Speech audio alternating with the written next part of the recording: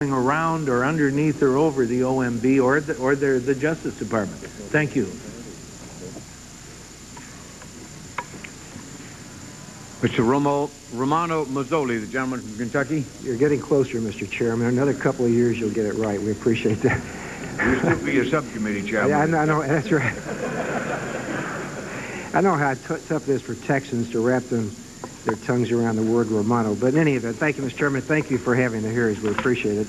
I think we all of us applaud the heroism of the FBI, of the ATF, of the good people that my friend Chet Edwards represents down in Waco, the sheriff's departments, the fire department people who showed up at the place. We grieve, obviously, the ATF agents who were killed, the 16 who were wounded, their families, and as my colleague from Michigan has said, we grieve the children who perished and all of the adults in the compound.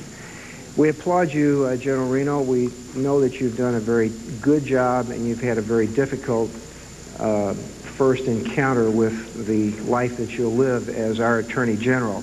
And I applaud you for taking responsibility. I think that's in the spirit of public service, and we appreciate that. And just like my friend from Illinois, Mr. Hyde, is saying, we want to help you do the job better. So if it comes to appropriations or monies or things like that, we hope you're not at all hesitant, even if it means breaking from the administration in some respects, to tell us what you really think your department really needs.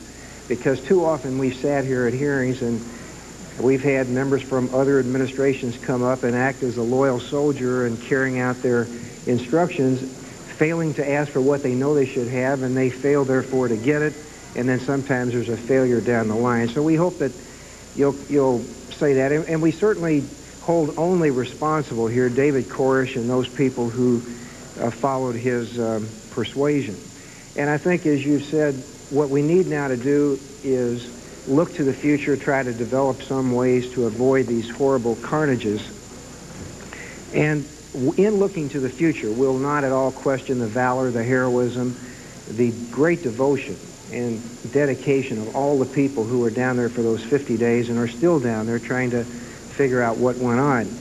But I think it is correct, and certainly I glean from your own questions in your statements, that we have to look at the training, we have to look at the techniques, we have to look at the coordination, we have to look at the professional skills that the people who act in your behalf and our behalf are up to the task that they would face. And in that setting, I would ask this question. In some of the television that occurred soon after the blaze at the compound, families said they pleaded with President Clinton, they sent fax messages to the White House, apparently pleaded with you, maybe pleaded with the FBI, maybe with the ATF. Let some of the family members go in there and see if they couldn't reason and solve the problem. My question is, did you ever say no to those requests? Did they ever reach your desk?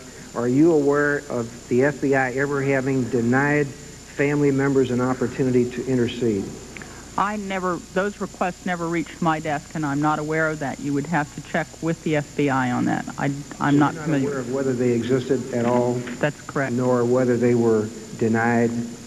Let me ask you, are you aware of